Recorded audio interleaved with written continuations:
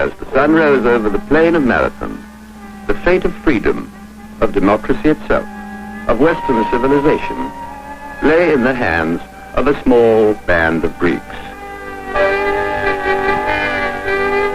This is the plain of Marathon as it appears today, except for the ships and soldiers, different than it was then. Ever since Ionia's revolt against the Persians, when Athens sent 20 ships to her aid, the angry Darius had appointed a slave to exhort him each day, "Master, remember the Athenians." The time had come. Let us, in our mind's eye, see in the wheat Greeks, and in the poppies the red-plumed Persians. The Athenians charged upon the barbarians and fought in a manner never to be forgotten.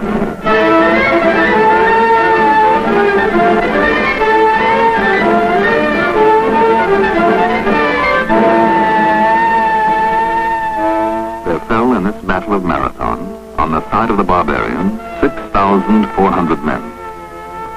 On that of the Athenians, 192. The burial place of the 192 is a mound today on the plain of Marathon, marked by a copy of the funeral shop that once adorned it.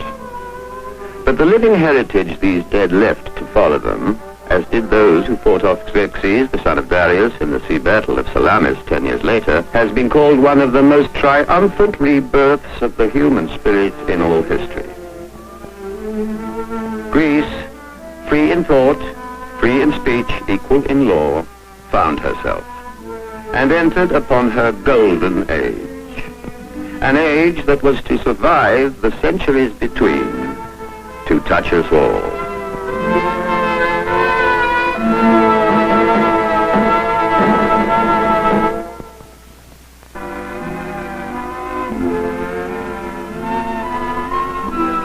This is the goddess Athena, considered invisible to those fighting.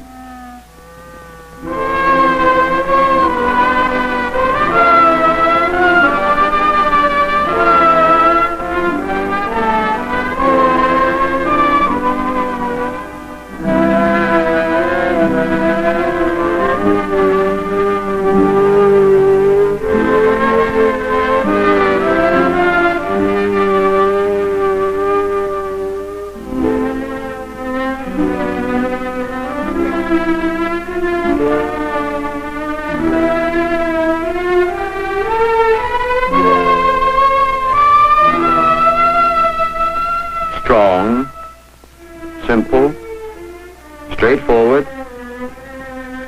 Nevertheless, these figures are but a preface to the perfection that was to follow.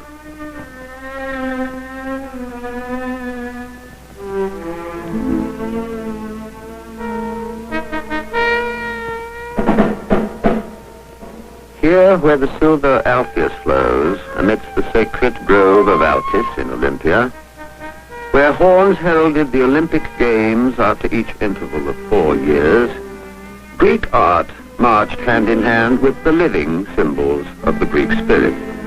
For to this shrine, from all the remote corners of the Greek world, men came to contest with each other in peace. They came, these called the first people in the world to play, believing that the body of man had a glory as well as the spirit. Finally, the temple gods honored, the athletes pass under the arch you pass through now, into the packed and roaring stadium. Like this one, so well preserved at Delphi.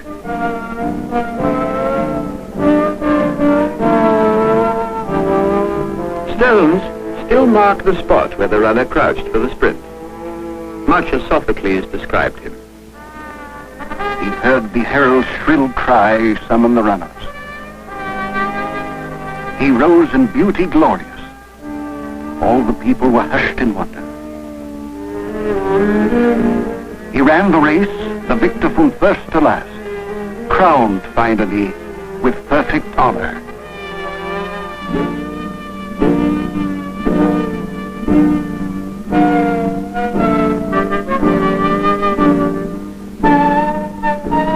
such religious games, Greek art drew its inspiration, not only in the Golden Age, but on through the Hellenistic period that followed. The sculptor echoing the athlete.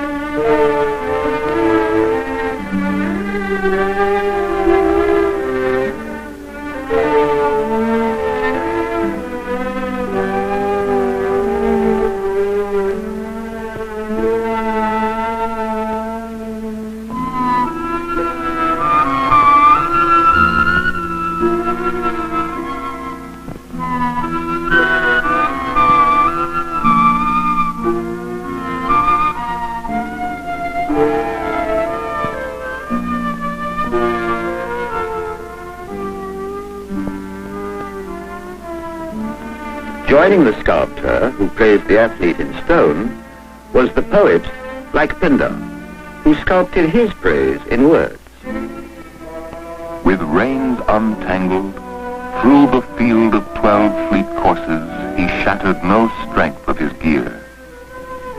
Blessed are you, that even after the huge toil, you have remembrance in mighty words.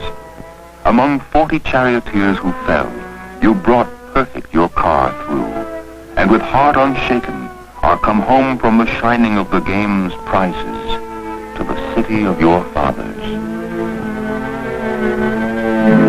Such cities, as often, in pride, demolished a portion of their protective wall as token that they need have no fear with such sons as these. So highly regarded the games in the ancient Greek world.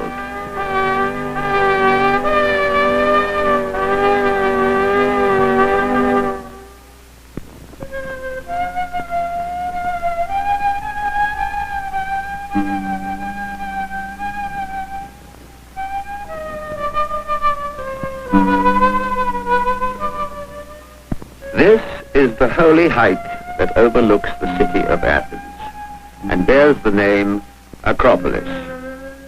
The Persian wars behind them, the Athenians began, under their great leader Pericles, and against the complaints of the other members of the League of Greek States, who protested that the money was meant for their defense, and not to betake Athens like some vain woman hung around with precious stones. The Athenians began to rebuild their shrines.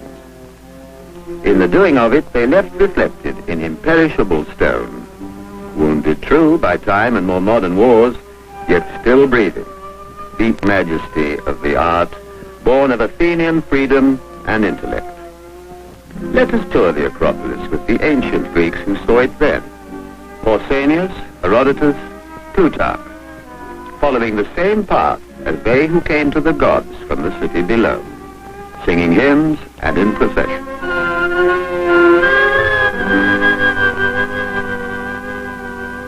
The Acropolis has only one entrance. There is no other, for it falls sheer on all sides and has an impregnable wall. The propylaea have a roof of white marble, which in beauty and the size of the slabs has no equal in my time. To the right of the propylaea stands the Temple of the Wingless Victory, and this is the spot from which Aegis, seeing the black sails of his son's ship returning from Crete, which he thought signaled the loss of his son, to the jaws of the Minotaur, mistakenly jumped to his death. There is also on the Acropolis a temple of Erectus, called the Earthborn.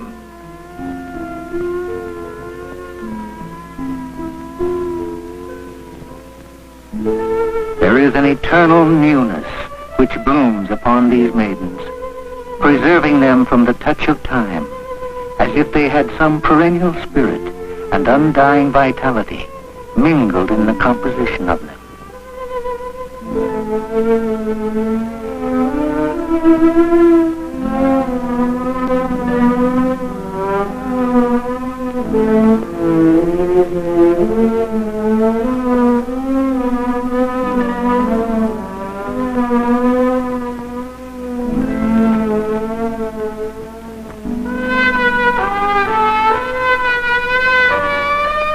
From such quarries as these came the stone with which Greek hands shaped the crowning structures of the Golden Age, including the most famous building in the world, raised under the supervision of Phidias, the home of the goddess Athena, the Parthenon.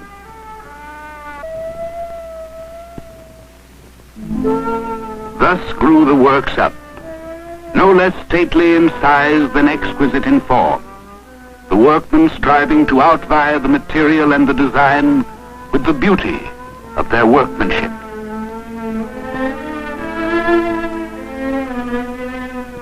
They brought pleasure and ornament to the city of Athens, and the greatest admiration and even astonishment to all strangers. Yet the most wonderful thing of all was the rapidity of their execution.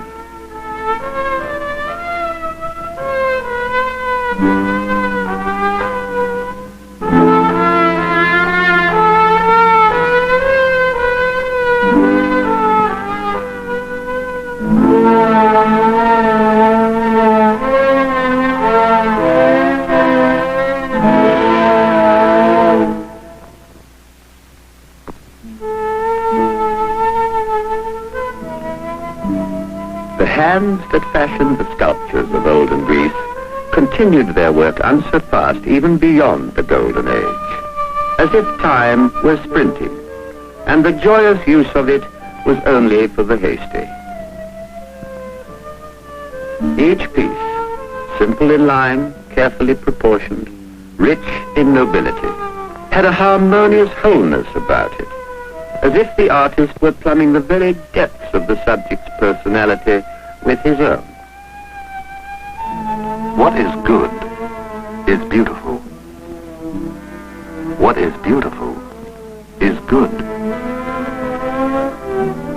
And perhaps what is most astonishing of all is that most of the finest works in Greek art were, as if by a miracle, created in 30 short years between about 480 and 450 BC.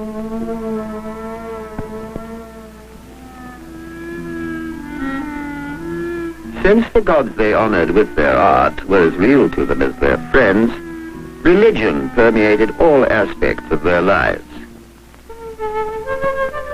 But in Greek religion, there was no ground more hallowed, no place more sanctified than that set in one of the most striking physical settings in all of Greece. Delphi, home of the oracle whose prophecies time and again literally changed the course of history.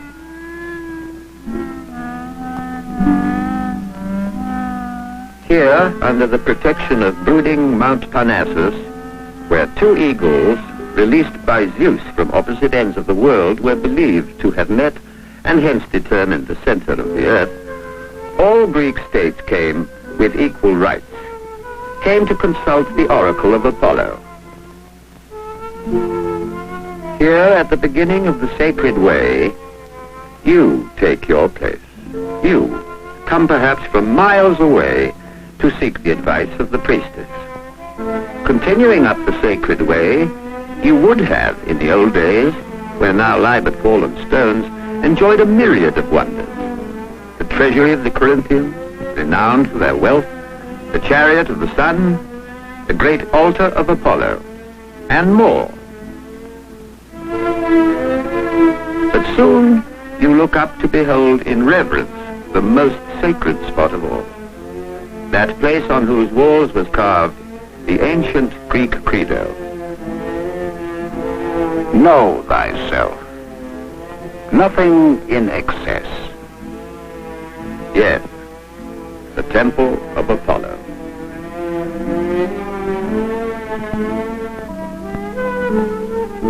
Against the Athenian Acropolis, and matching the powerful religious stimulus associated with its holy temples, was the religious experience that came from the Greek stage. For the Greeks excelled not only in sculpture and architecture, and government, and philosophy, and science and ethics, but no less in drama. For just as democracy is a Greek word and invention, so is tragedy.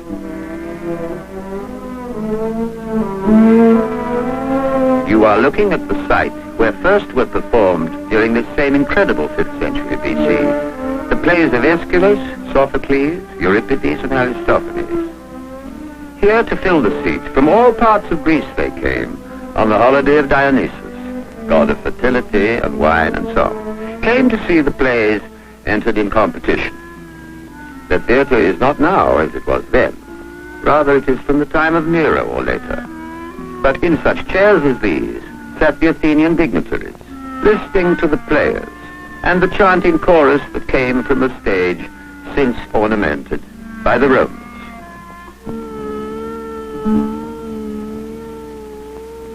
Strange it is to realize, as one looks upon the remnants of this scene, that in the year 480 BC, Aeschylus fought in the Battle of Salamis, Sophocles sang in the chorus that celebrated that victory, and Euripides was born on the day of the battle.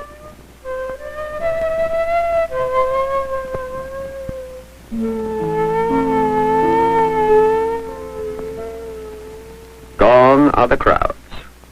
Empty are the seats. But still today, in modern Greece, as in the Greece of old, from theaters of that time, echo the words of the Greek playwrights.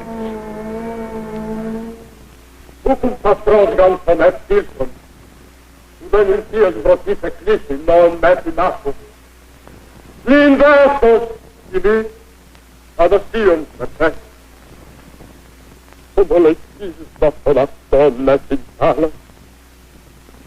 Here, in the best preserved theatre of all, at Epidaurus, Greek actors speak the words of Sophocles in his tragedy of Oedipus the King, self-blinded in revulsion as he stands hopeless before a fate that had him, unbeknownst to himself, kill his father and marry his mother.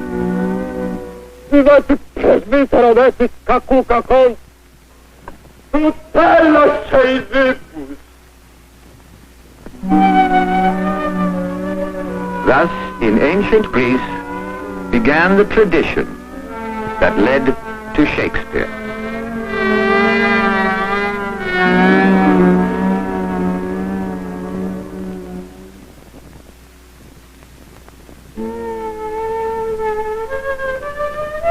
Just as a flower blooms briefly and dies, so the flowering genius of Athens, whose blossom was the splendor of ancient Greece, was soon to end.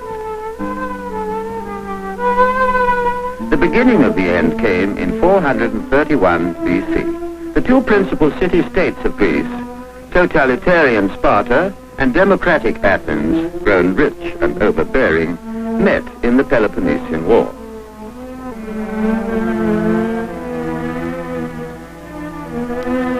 Here, after the first ruinous year of the Peloponnesian War, here to the public burial ground of the Athenians, one day came Pericles and the people to honor those who had fallen in their city's service. Pericles, of whom it is said, In eloquence no man could equal him. Persuasion sat upon his lips. Alone, among all orators, he cast a spell, wielding a dreadful thunderbolt in his tongue. He looked upon those gathered before him and spoke of those whose image we can still see in the immortal frieze that once surrounded the Parthenon, and whose works still speak from its sculptures and pediments. I doubt if all the earth can produce a man who, where he has only himself to depend upon, is equal to so many emergencies, and endowed with so happy a versatility as the Athenian. For Athens alone of her contemporaries is found, when tested, to be mightier than her reputation. The admiration of the present and succeeding ages will be ours, since we have not left our greatness without witness, but have shown it by mighty proofs. And far from needing a Homer or other of his kind, whose verses might charm for the moment only, we have left imperishable monuments behind us. Our government favors the many instead of the few. This is why it is called a democracy. If we look to the laws, they afford equal justice to all. If to social standing, advancement in public life falls to ability, class considerations not being allowed to interfere with merit. We cultivate refinement without extravagance, and knowledge without effeminacy. Wealth we employ more for use than for show, and place the real disgrace of poverty not in admitting to the fact, but in refusing to struggle against it. Our enemies, from their very cradles, by a painful discipline, seek after manliness. At Athens, we live exactly as we please, and yet are just as ready to encounter every legitimate danger. Such is the Athens for which these men, in the assertion of their resolve not to lose her, nobly fought and died, thus electing to die resisting rather than to live submitting. You, their survivors, must yourselves now realize the power of Athens and feast your eyes upon her from day to day till love of her fills your hearts. And then when all her wonder shall break upon you, you must reflect that it was by courage, sense of duty, and a keen feeling of honor in action that men were enabled to win all this. These, then, take as your model, judging happiness to be the fruit of freedom and freedom of valor. My task is now finished. I have performed it to the best of my ability. And now that we have brought to a close our lamentations for our relatives, let us depart.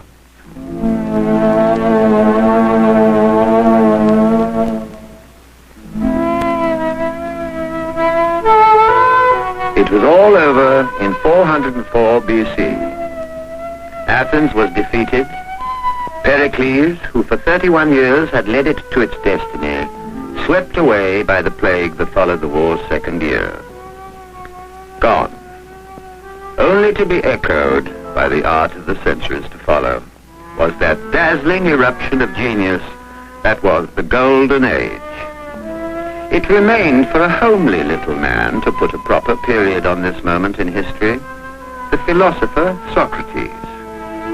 He was called the gadfly for stinging his victims with sharp inquiries, pricking their conceit and stimulating their curiosity in his search for truth.